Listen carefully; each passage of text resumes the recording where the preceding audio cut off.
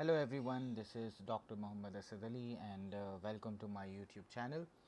So in this video we are going to learn something about pandas tutorial and also the data analysis and also something related to graphing, plotting and time series analysis and regression analysis as well. So this is going to be a very long video, so stay tuned. So we have a data set that is a retail sales data set. So I can show you the preview of that data set. So this is the retail sales. So here we have date column, we have sales, advertising, customer footfall and category and region. So this is sales data set and some of the values you can see are missing. And we have in total 73 rows, so meaning if I exclude the first one, so we have 72 observations. So the file name is retail sales and I'm going to import that file in pandas data frame, meaning I'm going to import that file into Python using pandas library. So the important thing about importing the file is if you are using pandas in if you're using Jupyter notebook, so the file should be in the same directory you are using the Jupyter notebook. So for example, if I'm in the downloads folder, so the file which I'm going to use must be in the same folder. Otherwise, I have to use the full path for the file name, which is very difficult in some cases. So retail sales, let me see if the file is here. NOPQR. So yes, the retail sales.csv and retail sales.xls. So since I'm in the same folder, so I will go to file and create a new notebook here. So this is a Jupyter notebook, a blank notebook here. So first of all, let's import the pandas library. Import pandas as pd, and I'm going to import the file. So for that, let's suppose I'm saving that file in a variable named df. So df is equal to pd, meaning pandas, dot read underscore csv. If the file is in csv format, then I will write csv. If it is in excel, so it will be read excel. So right now I can use csv since I have both version of the file, so both will work for in my case. So the file name and extension and the case letters must be the same. So the file name was retail sales. So I will import that file as retail underscore sales dot csv and df dot head. If the file name is exactly correct, even the case everything, then the file will be imported. Yeah, so file has been imported. But let's suppose if I misspell the file name, let's suppose I write small s here, that is also importing. Maybe I have two different files here, but let's suppose I write something like this, so it will say the file doesn't exist. So let's import the file. So now in this file we have 1 2 3 4 5 6 columns, and some of the rows I don't know how many rows are there. So for that I can use df dot shape method. So this will show me how many rows and columns are there. So there are 72 rows and 6 columns in my data set. But let's suppose the index of this data frame is 0, 1, 2, 3, 4 and so on. I want to make the date column as the index of the data frame, because in time series analysis it is very important that the data is indexed by time. So for that purpose, first I need to convert that date column into date, because if I write df dot info, it will show me the information about the data set. So you can see date is just an object for like this data frame. So this is just a text this is being considered as a text, not dates. So to convert that into that column into dates and making that as the index of the data frame, so first of all I will convert the date column. So df date, whenever you have to use any column, so you write df and then in a square bracket you write the key or the name of that column. So that is date, and this is case sensitive. So if date D has like if letter D is capital in date, so I must write D capital everywhere whenever I want to use that variable. Okay, so PD dot to underscore date time. So this will convert my date column to date time, and which column to convert? DF date. So I am creating a new variable, that is df date, which will be the conversion of df date itself. So meaning I am creating a new variable and putting that into the old variable's place. So there is no error, that means the command has been run. And now I need to set the index of this data frame. Like if I write df now, so again you can see the index has not been set yet. So I need to set the index. So df dot set underscore index, and I write the name of the column, that is date, and I must write in place is equal to true, because in place is equal to true, meaning this will replace the original date column, and I will not have to like type that index command again and again. And now if I write df dot head, it will show me the first 5 rows. So now the index has been changed. You can see now this is in bold, and the serial number, that 0123 is missing now, and that has been replaced by the date column. And now if I write df dot shape, so you will see there are 5 columns. Previously there were 6, because that 6th column has been changed into the index. So now we have 5 columns. Okay, so first some like common methods in the pandas library is df dot head, that will show me the first 5 rows of the data frame. For example, if I write df dot head 7, so it will show me first 7 rows of the data frame. Similarly, if I write df dot tail, it will show me the last rows of the data set. And also I can write the number here, let's suppose 7, so it will show me last 7 rows, and so on. Alright, one more thing I need to find out: whenever we import some data, we need to check the descriptive statistics of all the variables. Let's suppose I have 1, 2, 3, 4, 5 variables here: sales, advertising budget, customer footfall, category, and region. Out of them, 3 are numerical variables, so I need to check out the average of that each variable, standard deviation, minimum value, and also the 5 number summary. You must have heard about that: minimum value, maximum value, median, and lower quartile and upper quartile. So for that purpose, I will just write df dot describe. It will show me the descriptive statistics for all of the numerical variables. So I have 3 numerical variables, and there are 69 observations for sales, 72 observations for advertising budget, and 69 observations for customer footfall. So meaning there are some missing values in my data frame, as we saw earlier.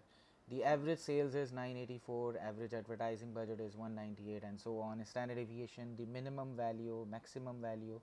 25% means the lower quartile, 50% means the upper quartile for each variable, and 50% means the median, and 75% means the upper quartile for each of the variables.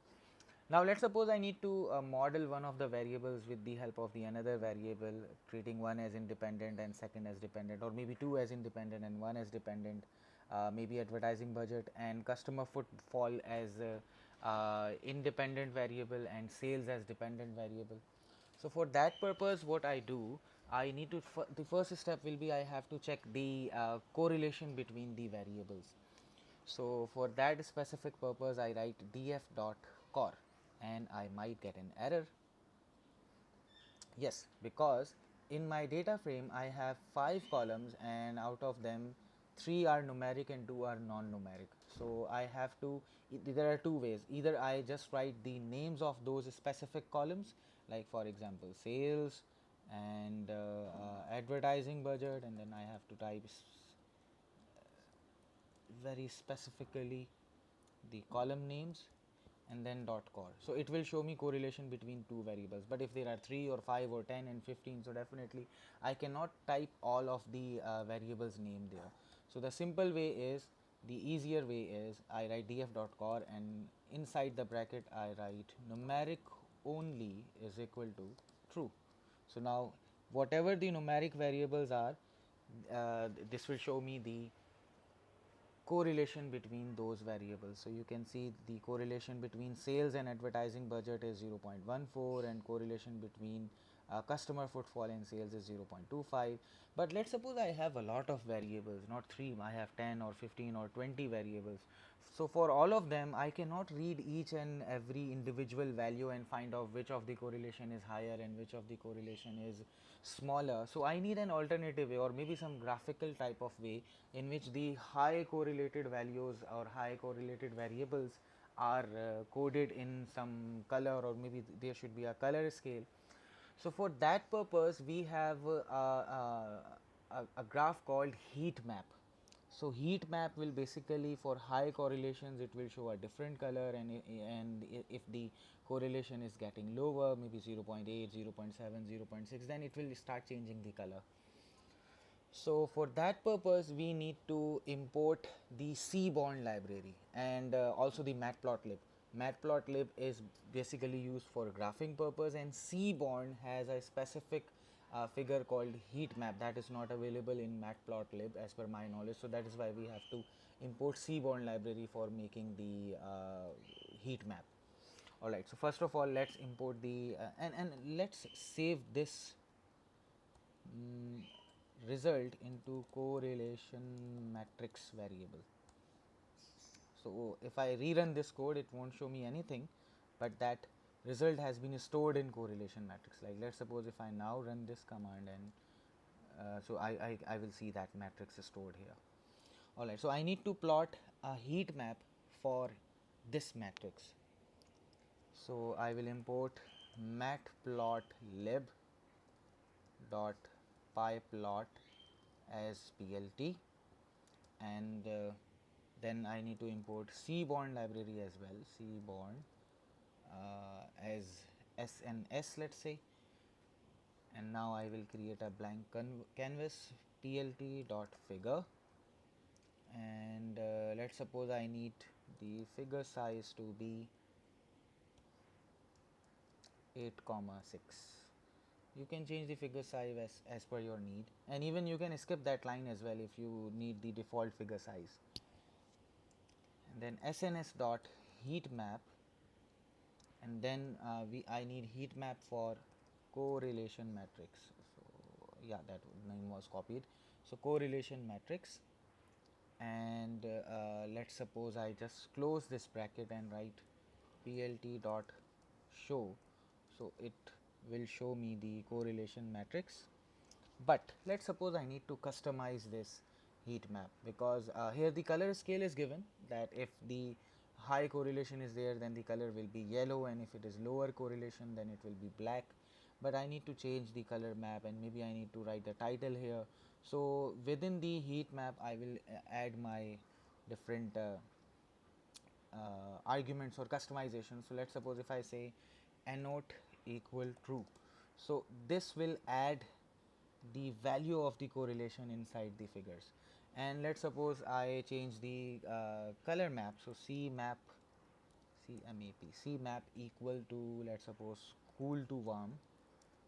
You can google for different color mapping codes, and it will show me the value here. And one more thing, we know that the value of correlation is between -1 to +1, so the scale should be according to that number. So I can add an additional argument, that is v min, meaning the minimum value should be -1, and v max, meaning the maximum value should be 1. And now let's show. Yes, now this seems a reasonable figure. So red means high correlation, yellow means zero correlation, and blue means negative correlation. If it is getting dark blue, that means the correlation is higher, and if it is getting brighter, and even if it becomes white, that means there is no correlation at all. And let's suppose I need to add a title as well. So plt dot title, and I will write the title as correlation map. Okay, so yes, the title is also there, right? So this is how we make the correlation plot or heat map. All right, and yeah, also one more thing I needed to discuss earlier, that was df.info. So it will show you the names of the variables and information about the data frame. Like in this in data frame, there are 4 columns, one is sales, and all the columns names are there, and also the value count there. Like sales has 69 values, advertising has 72 values, and their data types as well.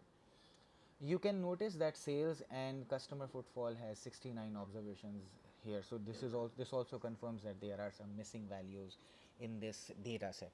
So how do we handle those missing values? And let's suppose if there are more than 5 columns, maybe we have 15 to 20 columns. So it is very difficult to find out like for which column there are missing values and how many missing values are there in each column.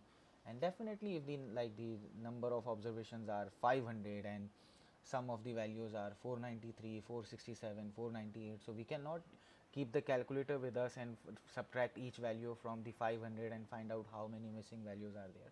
So there is an easy way. So the easier way is df dot is na. Is na means if is null. So if it is null, if I run this command, I will just see true false things there. So this is basically showing how many values are missing, like if the value is missing or not missing. So if the value is missing, then it will show us true, and if it is not missing, then it will show us false. But again, it is very difficult to count how many values are missing and how many are not. So I will just write dot sum in the end. So it will add those zeros and ones, so meaning trues and false. So if a value is missing, it will be true. So true means 1. So sales has 3 trues, meaning 3 missing values, and customer footfall has 3 missing values as well. And the very good thing about this is, like, if you just add plot and dot plot and kind is equal to bar, so it will show you the bar chart for that value. So like you can see it's 30300, so 303000. So that's a very interesting thing about pandas library. Like you can use the different methods and like chaining methods. So like I have used dot isna, like is na, and dot sum dot plot. So I have chained 3 methods together in using the pandas library. Alright, so now we have found out that there are some missing values in our data set. So what to do with those missing values? So there are different treatments. We can just ignore those missing values and do the further analysis, or we may like delete those records which have missing values, or we may replace those missing values by the mean of the values, or maybe we can just do the like fill the missing value by the latest value, or by the last known value.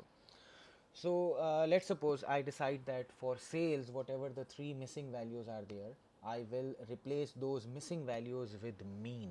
Like if I just see df sales,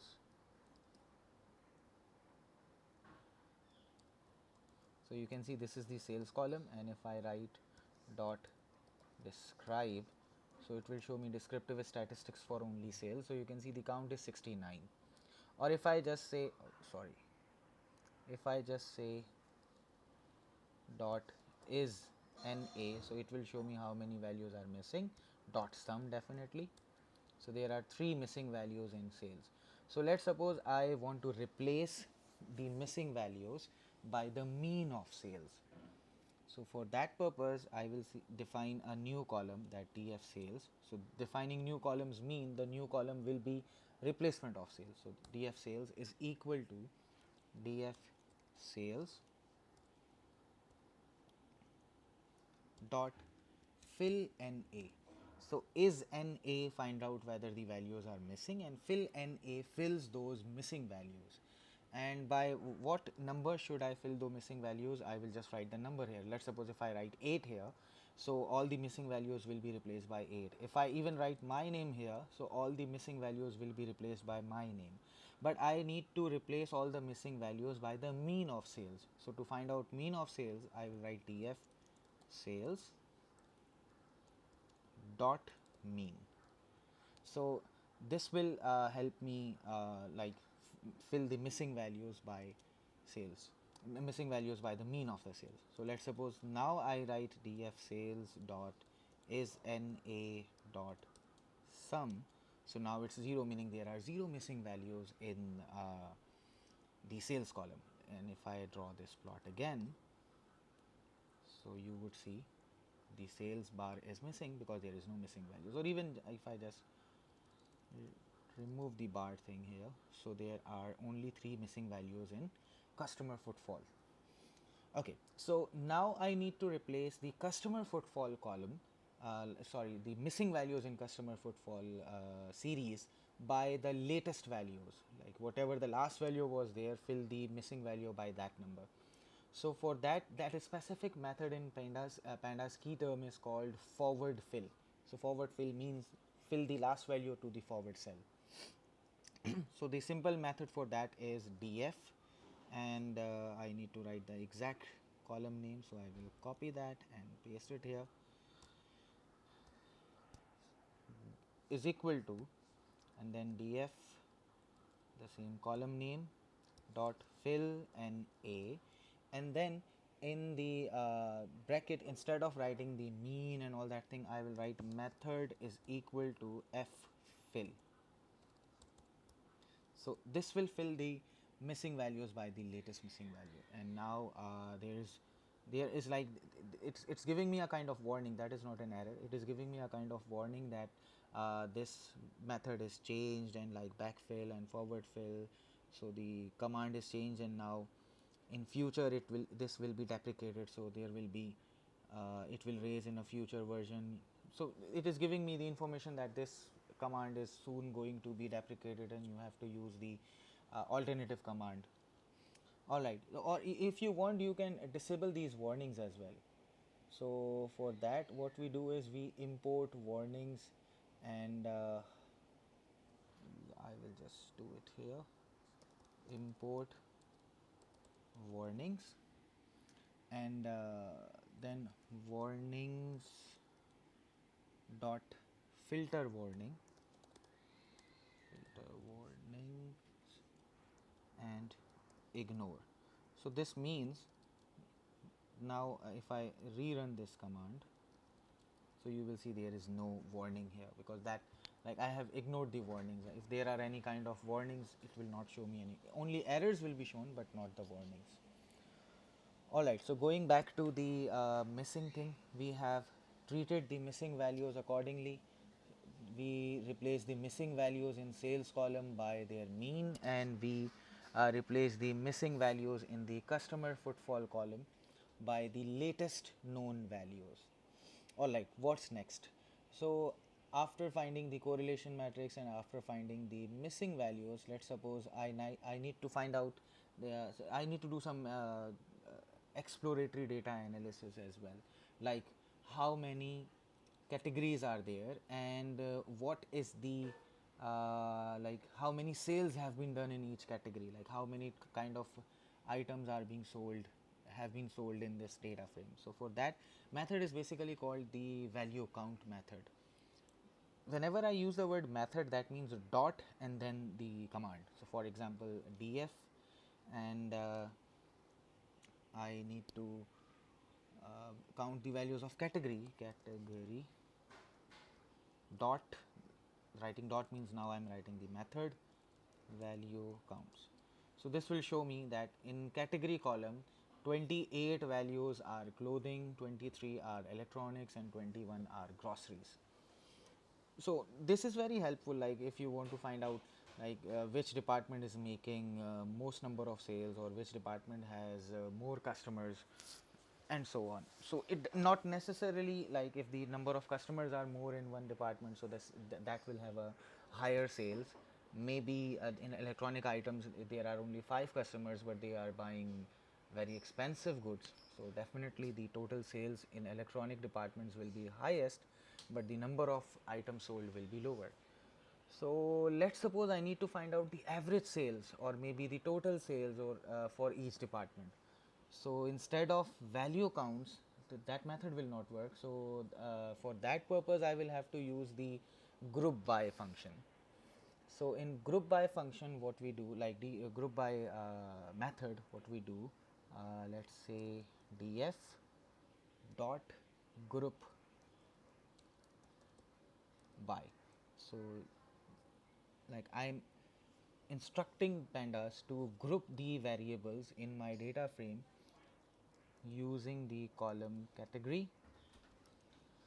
And now which column I need to find out? Let's suppose I need to display the sales values by like grouped by categories, and then mean for all sales. So now this is showing me average sales of each department. Now let's suppose I want to find out the maximum sales by each department, or I may find the minimum sales by each department, or I may find the count of sales by each department.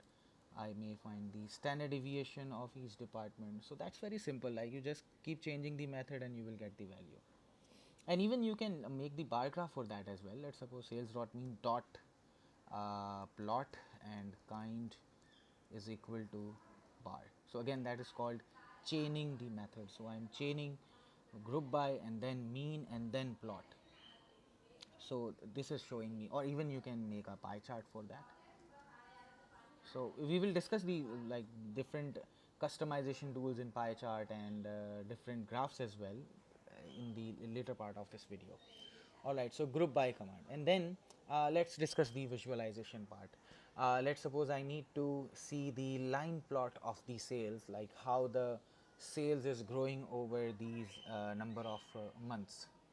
So for that purpose, again I need to import the matplotlib that has already been imported, so I don't need to import the matplot library now. So df.plot, I need to plot the values, and let's say on y-axis I need to plot sales, and that's it. So it has plotted the sales there, but I need some kind of customization. Maybe I need to change the figure size. For that purpose I will write plt dot fig size figure sorry plt dot figure, and fig size is equal to, and in bracket you write the figure size, maybe 5 by 6, and then you see the figure size has been changed. And let's suppose I need to write some title as well. So title is equal to monthly sales trend. So you can see the title here, and maybe I need to change the color. So color is equal to blue, and then so color has been changed. And now let's suppose I need to increase the line width as well. So line width is equal to, let's say, 2. So now the width is changed. And if you want to customize these x-axis labels and y-axis labels as well, so you can do that as well. So for that purpose, what we do, we write plt dot x label, and you write whatever you need to, like for example month, and the label is changed. And for example you need to change the y-axis label as well. So y label, and that is sales. Okay, so now the y-axis label has also been changed. And let's suppose you need to show the grid as well. So plt dot grid, and now the grid is also there. And if you need to get this warning sign or some label removed, so just write plt dot show. So now the figure is also there. And then let's suppose I need to plot the box plot of sales, let's say. So for that purpose you just write df dot box plot, and just write the name of the column. For example, column is equal to sales. So it has made the sales. But let's suppose I need to draw the box plot of sales by category.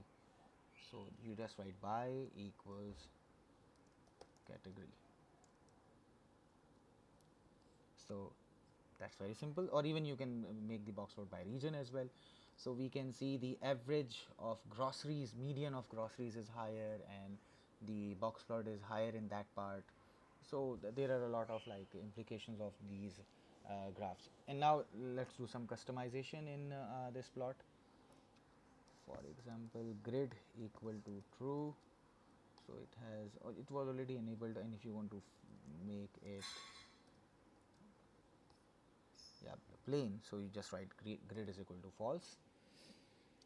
And now again the title thing and all that thing you can put there. For example, I write plt dot title, and instead of using box plot grouped by category sales, I can just write sales distribution by category.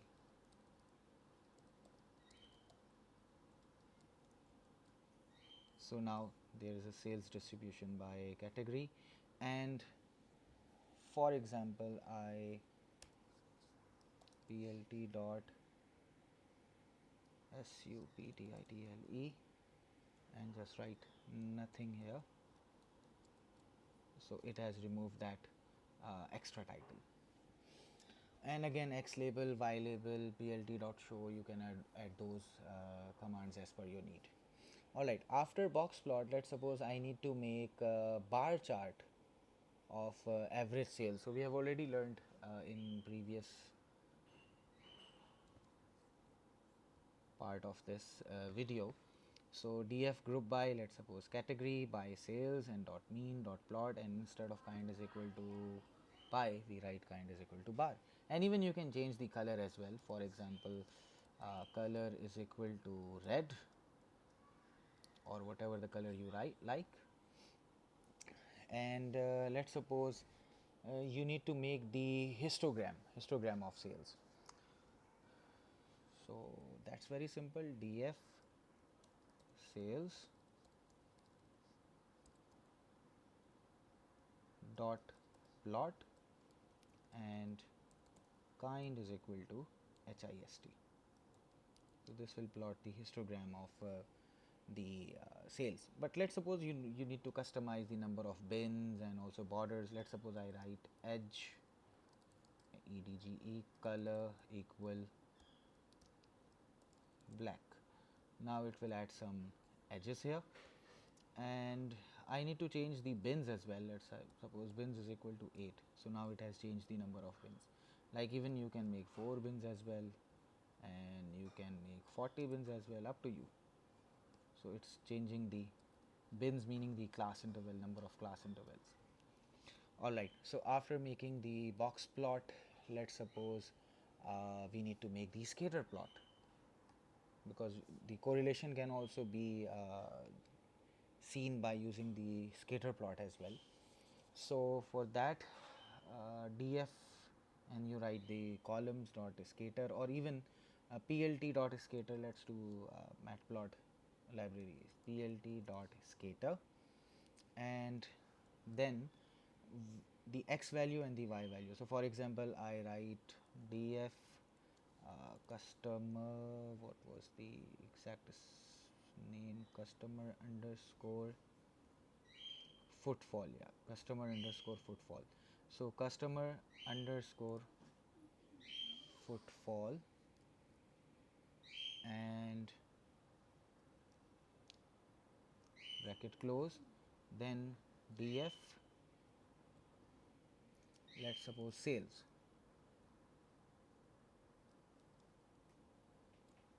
So this is the box scatter plot between customer footfall and sales. So on x-axis we have customer footfall, and on y-axis we have sales. And let's suppose I need to change the color. So comma color is equal to red, inverted comma red.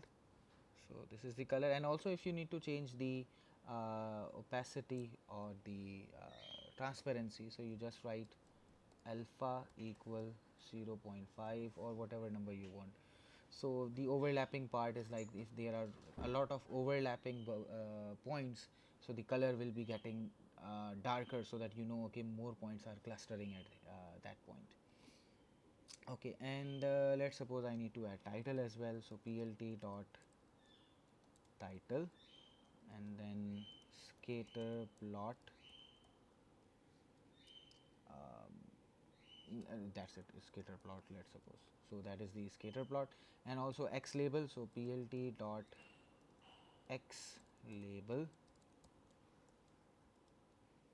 On x axis we put the customer footfall. So customer footfall. So you can see x axis has been labeled as customer footfall, and let's suppose on y axis I need to write sales in dollars, and that's it. Label, okay, y label, sorry, that's my mistake, y label, and y label is sales. And if you need to add grid, you can add grid as well.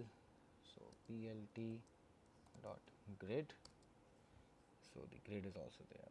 It's up to you how you need to customize it. Alright, now let's go to make the pie chart. So for example, I need to make the pie chart according to regions. Yeah, we haven't used regions till now, we've used categories. So df dot group by, and the region column, if you need to see the names of the columns, so you just need to add a line here. The shortcut is a, df dot columns, so it will show you the names of the columns, so you don't need to type it, you just copy that. So that is region, so r is capital there. Okay, so group by region and sales, and let's suppose we need average for that. So this is the average, and I will store that into, let's suppose, group variable. So now if I need to plot the pie chart for the group, so group dot plot, and kind is equal to pi. So this will make pie chart for the countries. Now let's suppose I need to customize this. I need to add percentages here. So auto PCT, meaning percentage. Auto PCT is equal to, and now you write the format. So let's suppose I need one decimal place, so I will write percent 1.1f, and then percent close, and then close the bracket. So now it will show the percentages as well. Okay, there is some error, let's see what's the error. Okay, I need to write 2 percentages sign here. Okay, so 2 decimal places.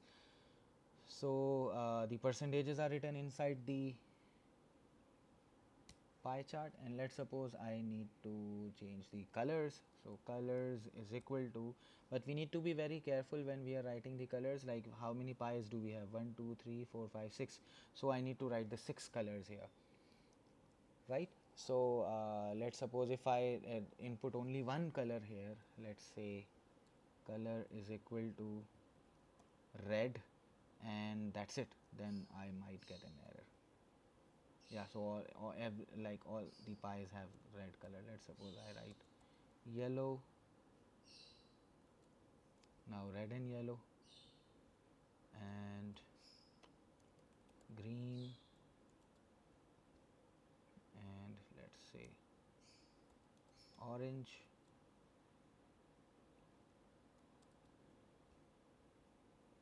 and I need 2 more colors,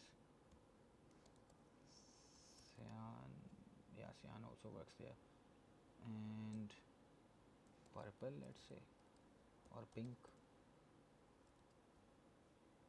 Yeah, pink is also working, right? So I have customized this, and then again the plt dot title, so if you need to change the title, and then also the figure size and y label, and so on. If you need to make the customization, the customization will remain the same. Okay, now after making some visualizations, let's go to the forecasting part. For example, I need to forecast the sales using the knife forecast method. So knife forecast method is basically that uses the last observation value as the forecast for the next period. So that is very simple and but also effective for a stable time series. So that is also baseline for some complex models as well. So that's very simple thing. Let's see the shape of the like the basic structure of the data frame. Right now we have 1 2 3 4 5 columns, so I need to add one more column, that is the my knife forecast, and knife forecast will be whatever the sales of December 31st January 2019, that will be the forecast for 28th Feb 2019, meaning this value should go here and so on. So for that purpose I am going to create a new column. Let's say naive underscore forecast, and that will be equal to df sales, and for that sale, instead of the same sales, you have to shift that sales one unit up down. So for down you write 1, for 2 steps down you write 2, and for shifting up you write -1, -2, -3, and so on. So yes, the forecasting has been done, but now if I write df, so you can see the new column has been created, that is knife forecast, and this sales has become forecast for the next month and so on. Alright, so now we have the knife forecast and we have the actual sales. Let's suppose I need to plot them together to see how the actual and forecast are moving together, how do they look like. So that's very simple. I just write the names of the columns. If you're writing more than one column, so you need to put 2 brackets, because one for list and one for the key. So let's suppose I need to plot sales and knife forecast, yeah, F is capital, forecast, and just close the bracket, and that bracket dot plot. So it has plotted the actual sales and knife forecast. But let's suppose for forecast I need to plot the dashed line, and for actual sales I need a solid line. So definitely to customize this, let's do some customization here. So I will also change the figure size here, plt dot figure, and fig size equal 10 comma 6, plt dot plot, df dot index, meaning I need to plot the on x-axis I need to plot the dates, and df sales, and let's say its label will be actual sales, and let's say its color must be blue. So that is the actual sales, and now I am adding another plot plt dot plot, df dot index comma df, and knife forecast,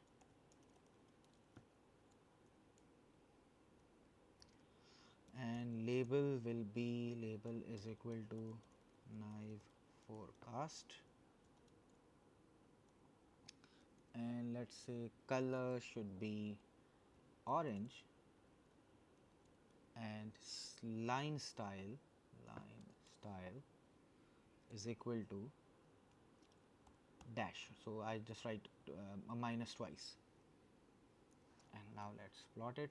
So you can see now this is different, and I need the title and x label, y label, and also I need to show the legends here, meaning which line shows which series. So for that I write plt dot title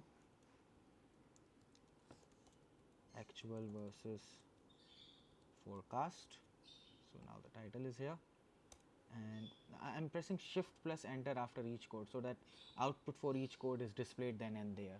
You can write all the code at once and then do shift plus enter, so all the 4 and 5 lines will run together, but I'm running each line after every code, so that I see if there is any error I can correct it then and there. Alright, so I have changed the title, and now I need the y label. So plt dot x label and then y label. So x label should be date, and plt dot y label should be let's say sales in dollars,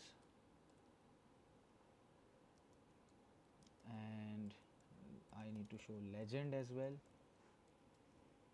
so the legends are here, and I also need let's say grid, so plt dot grid and plt dot show. Usually when you are not using the Jupyter notebook, then you have to use this command every time to show the plot. And even like if you are using a new plot, so then plt dot close is also used. All right. So now we have plotted the actual and forecast series here. But I need to plot the error plot as well. If I display the data frame here, you can see this is the actual sales and this is the knife forecast. So error is basically the difference between the actual sale and the forecast. So I will create a new column that is df error, and that will be equal to let's say df sales. In fact, let's name it knife error because we will forecast using other methods as well, so we do not mix the names. That's why I will use knife forecast error. That will be df sales minus df and knife forecast.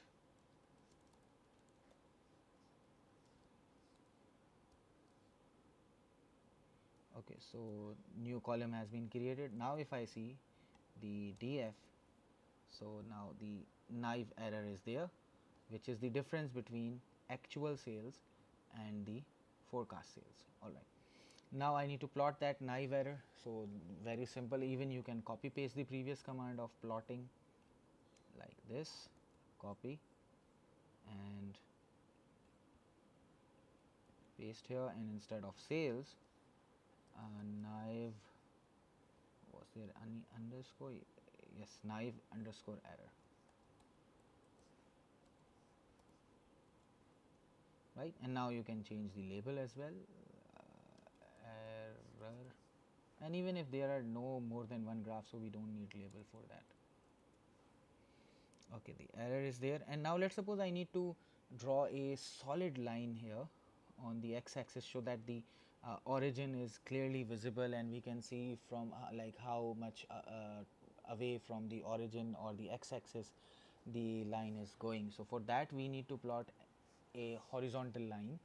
So plt dot axh line, so x is horizontal line, that is 0 because we need y x, the equation will be y is equal to 0, and let's suppose we need color equal black for that,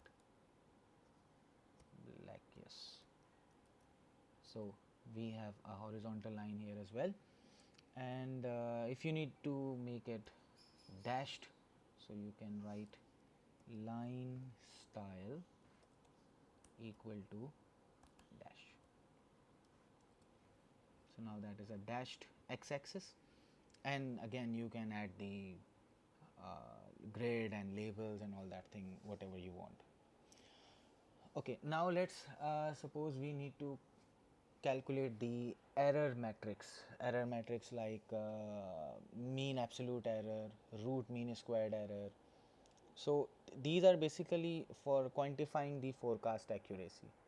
Mean absolute error, for example, measures the average absolute error and the error of that average of those errors which we have just found out, but the absolute average of those numbers. And then a root mean squared error, it just squares each error and then find the average of those squared errors and then find a square root. So this basically penalized for larger errors and more heavy errors.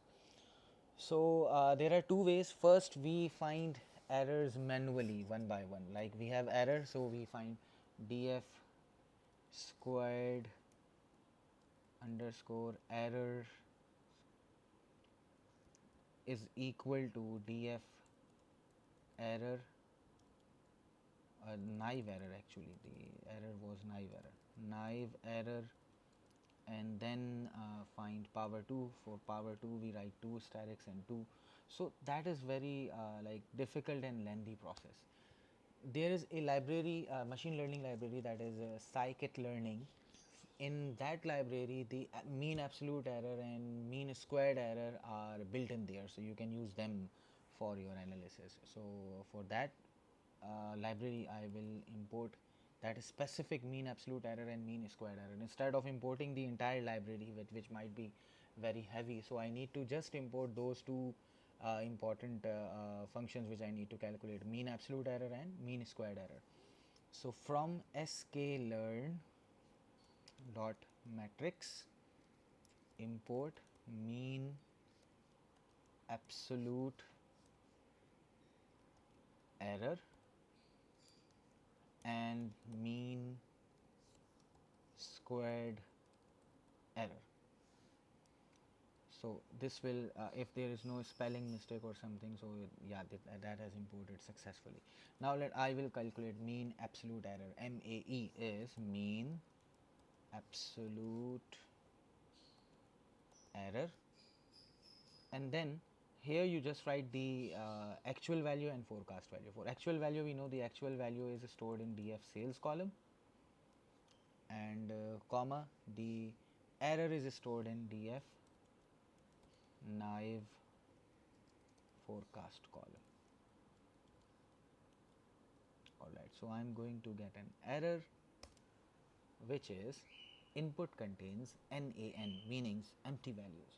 So if I display you the output, you can see the naive error is there. So if there is no error, so definitely sales minus nothing will also be like will be nothing or something error. So what we do, I need to calculate errors from the first row, like row index 1, and I need to skip the first row for that, like row number 0, I need to skip that. So for that one, what I do, I use the indexing like 1 and this one. So this means start from the first row till end, first row till end. So now it has calculated MAE, and now if I want to see the MAE, that is mean absolute error is 98.334. And also you can calculate mean squared error, mean squared squared error, and then again I will just write sales and forecast, that whole thing. And I haven't stored anywhere, so if I store it in MSE, so that is mean squared error. Now I need to find out square root of that. So there are two ways. I can just write MSE to the power of 1 over 2, meaning 0.5. That is basically the root mean squared error. Or you can import numpy library, numpy as np, and find square root of MSE. So np.sqrt, that simply means finding the square root of MSE. So we get the same answer. So there are two different approaches, whatever you need to use. Alright, so we found how to find mean absolute error, mean squared error, and also the root mean squared error. Now let's move to the other forecasting methods. So far we have learned knife forecasting. So now we are going to learn the moving average forecasting. In moving average forecasting, what we do is basically we use the average of last n periods to forecast the next n plus 1 period. So for example, the average of Jan, Feb and March will be the forecast for April, and so on. So that is very useful when we have short term fluctuations, so it will capture the trends and reduce the noise, and it will also use the past values. Knife forecast only use one of the past value, but moving average uses more than one past values and give them equal weightage and so on.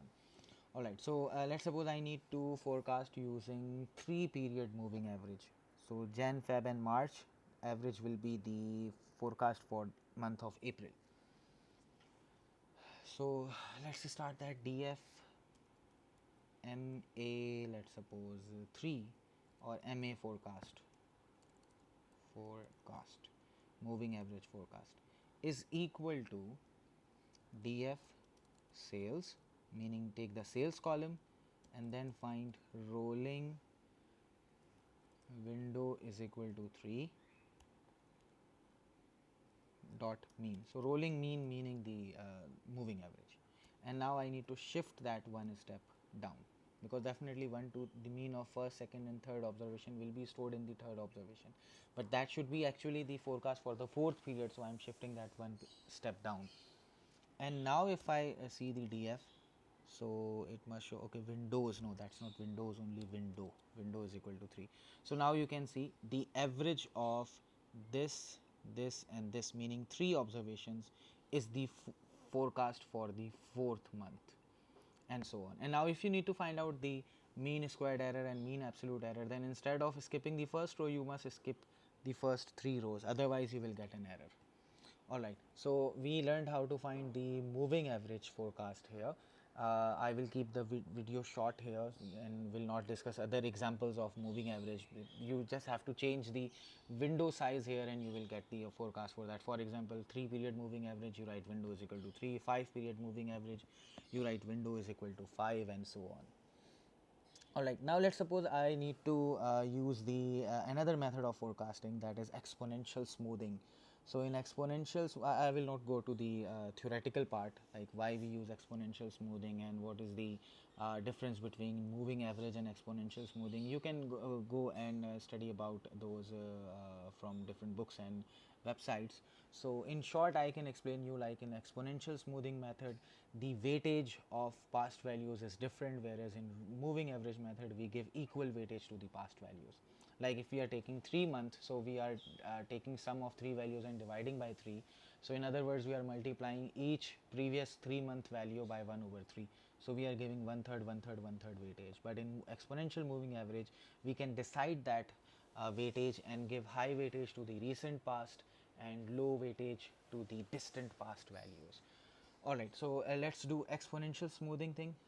Python has a built-in library that can do exponential smoothing tasks, that is statistical models or stats models library. So from stats models dot tsa, meaning time series analysis, and from that halt winters import,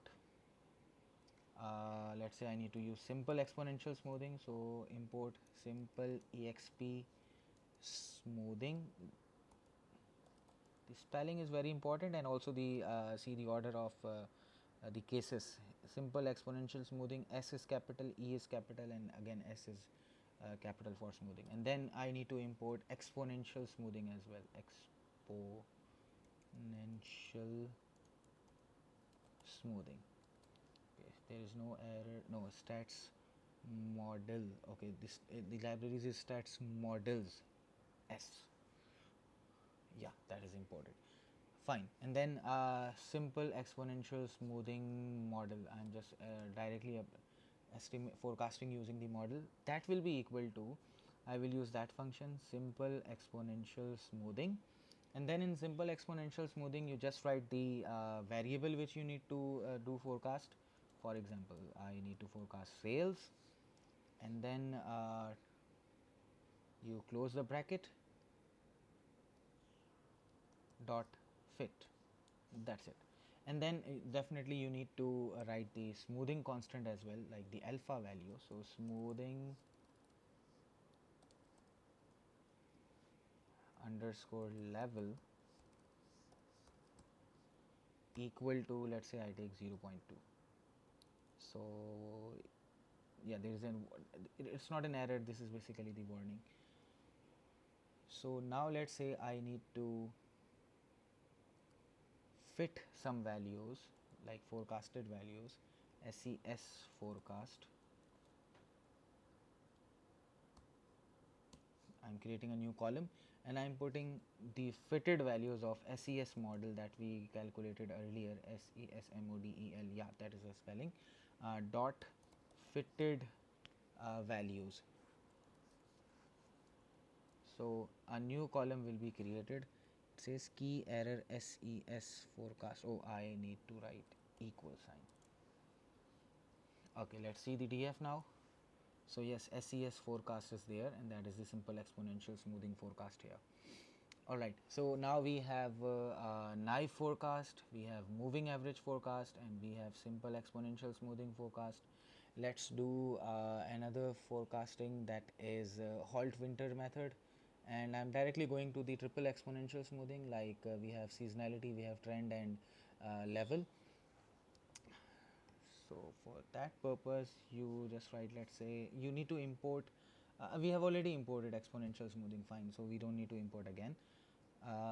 Halt winters underscore model, let's say that is the model, and it will be exponential smoothing. So I will copy that exponential smoothing instead of typing that again, exponential smoothing, and then you write the variable which you need to use for smoothing. So let's say I will use sales, and close the bracket, comma, and you need to give the trend value.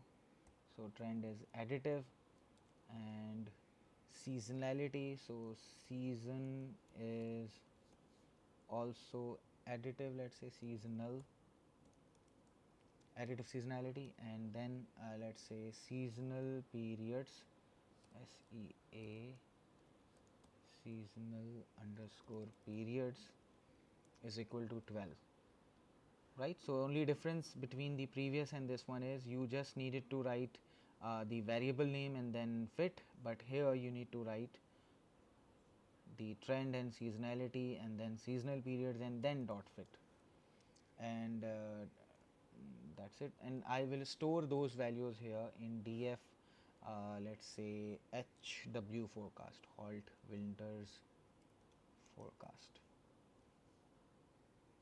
is equal to HW underscore model dot fitted values. Hopefully there won't be any error. Yeah, there is no error. Let's see df. Yes, we have HW forecast here. So we have forecasted using all of the popular forecasting methods. Now let's suppose I need to plot these different forecasting methods together. So instead of plotting each and everything, I can see the names of the columns. So I need to plot only, let's copy all of these columns name, and I will remove those which I don't need.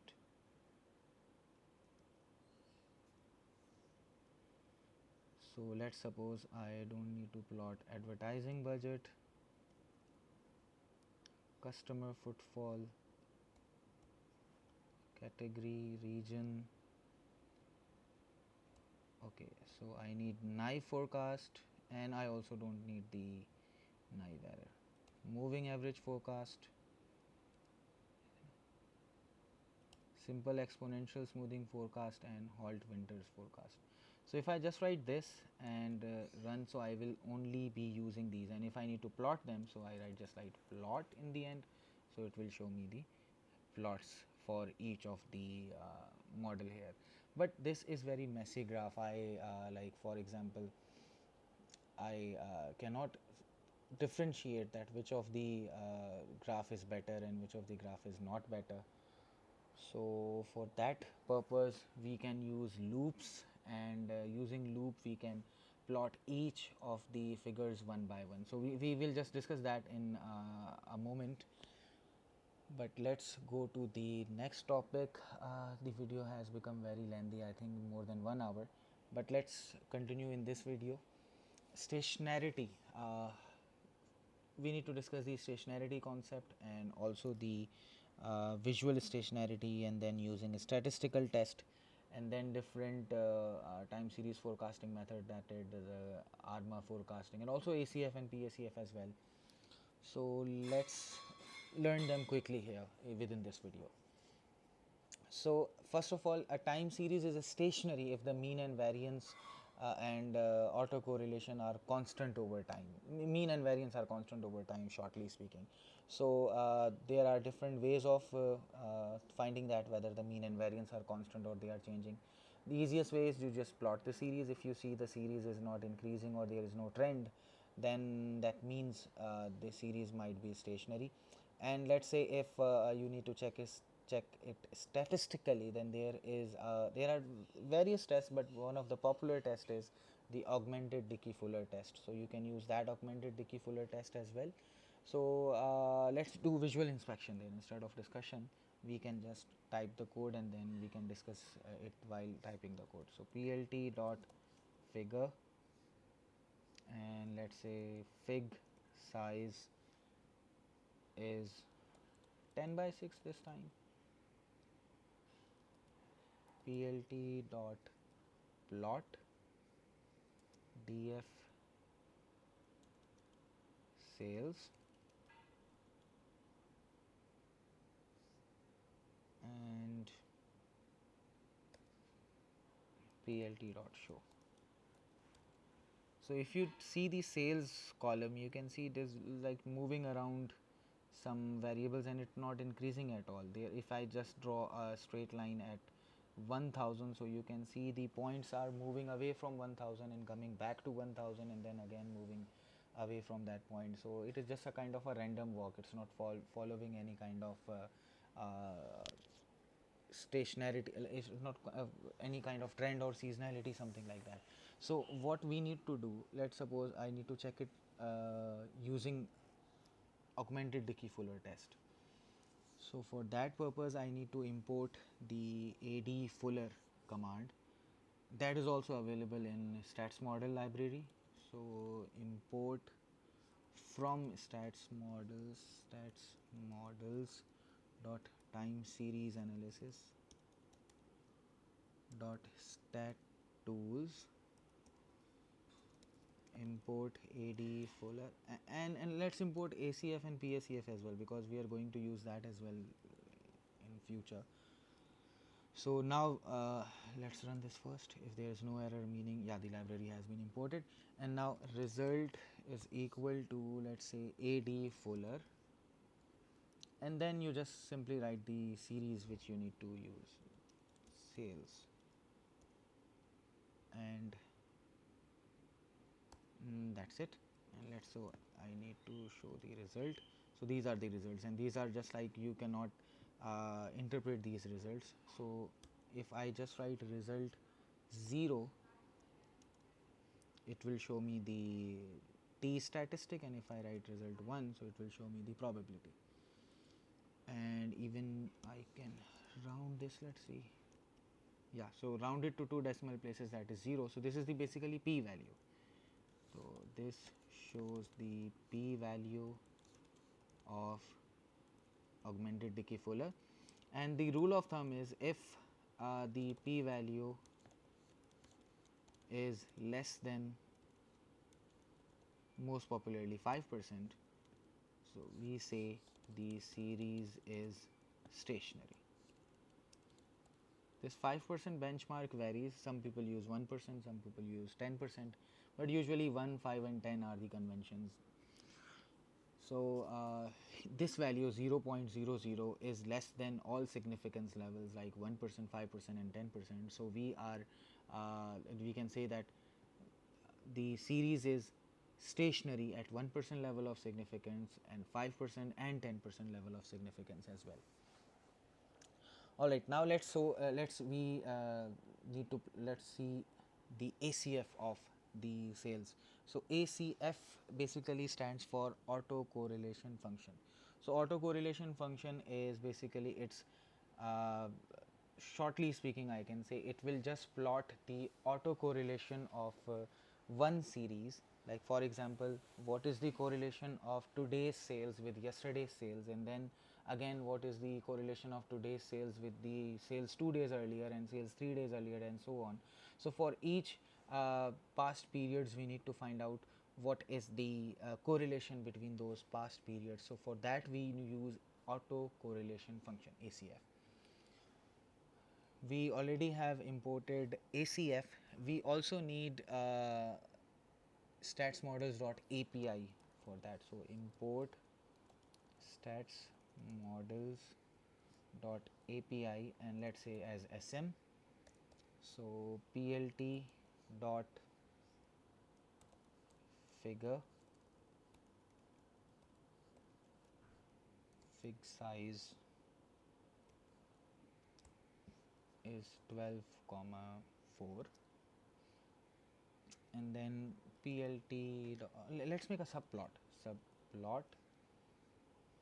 1 to 1, and sm meaning stat model dot graphics dot time series analysis dot plot underscore acf, and I need acf of df sales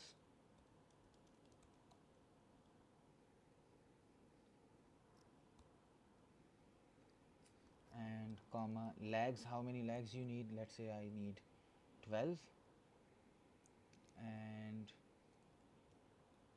that's it. Let's see.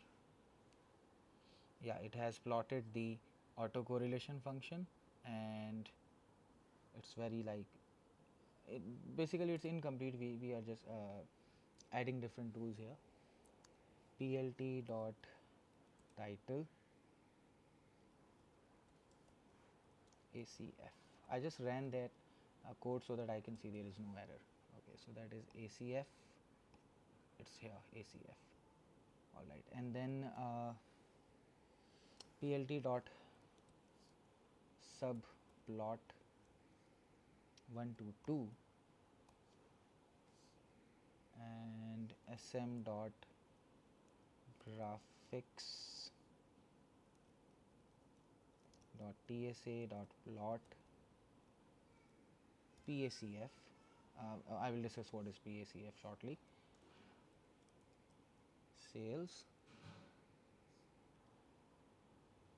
and let's take 12 lakhs for them as well, and plt dot title pacf.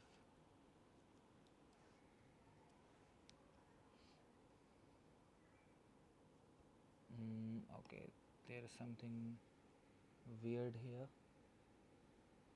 Plt dot show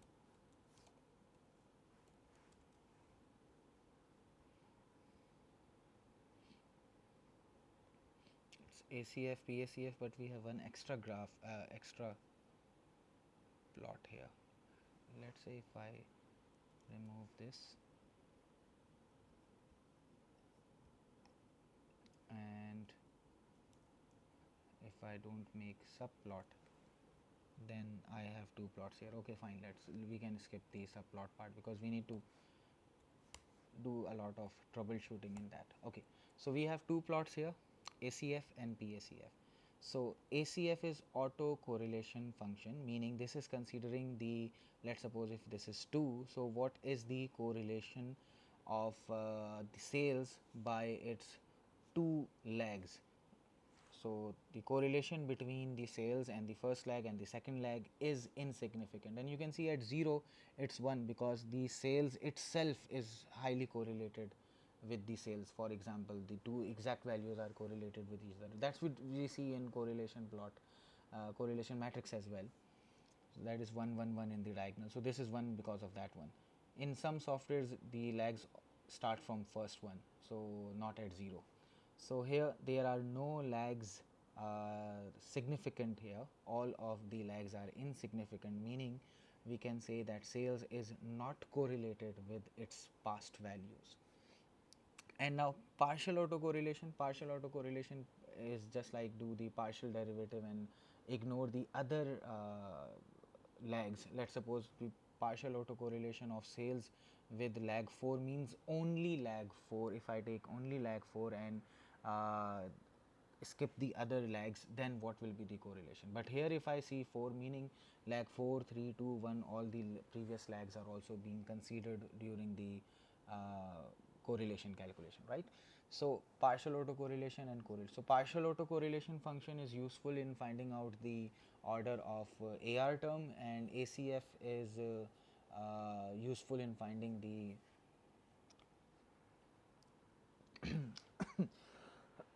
sorry about that, is useful in finding the MA moving average term. Alright, so here we have like no significant lag, so ARMA is like AR and moving average is not suitable for, but for learning purpose we will definitely apply the ARMA terms here. Okay, now let's say for the time being I'm skipping the regression part here. I'm moving to the ARMA methods. Maybe regression we can discuss in any other video because it has become a very lengthy video here. So I will directly fit the ARIMA model here using the AR, MA and integration part as well directly here. So I'm not discussing the basic theoretical parts here. You can learn from different books here. We are just focusing the scope of this video is to just focus on the codes and their outputs. So I'm assuming that you already know the theoretical concepts of whatever the codes we are using. We are just learning how to use that, not what are those concepts and why do we use those concepts. All right. So